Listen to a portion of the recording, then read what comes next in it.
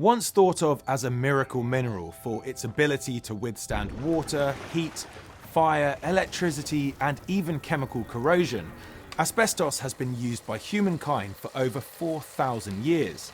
The earliest evidence of asbestos has been found in pots and cooking utensils that date back to Stone Age Finland.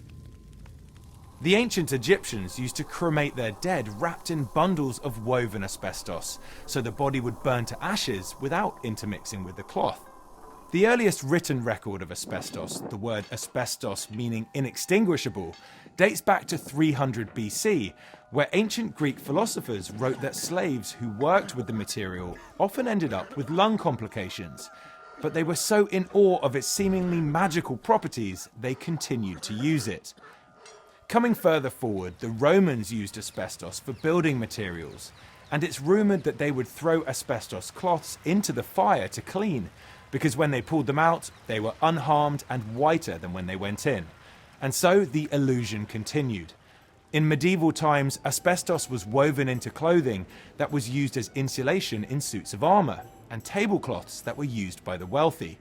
And by the time we reached the end of the 19th century, the Industrial Revolution had made the most of it. Asbestos was used by railway engineers to line refrigeration units, boxcars and cabooses, and it was used by shipbuilders to insulate steam pipes, hot water pipes, boilers and incinerators. During the war, shipbuilding was at its peak, so millions of workers were exposed to asbestos. At the turn of the 20th century, asbestos was still widely used, but the illusion started to fade. Researchers started looking into the amount of deaths and lung problems that were suffered by people in asbestos mining towns, especially as many people were dying at young ages.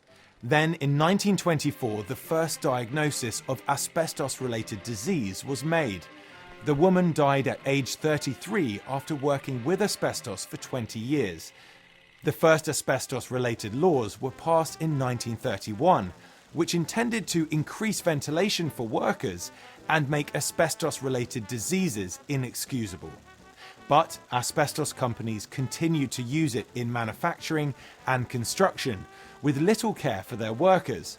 They did their best to cover up the health risks, and this worked well enough for a while. As time went on, the risks to health were becoming clearer, and certain types of asbestos were even banned. Yet the 1970s and 80s still saw a few large asbestos companies moving the manufacture of their product to lower income countries, so they could continue operating without so much scrutiny. Finally, the last type of asbestos was banned in the UK in 1999. And here we are, present day.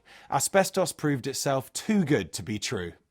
And even though this problem is a historical one, it's also a current one, because people who were exposed decades ago are still at risk of asbestos-related disease.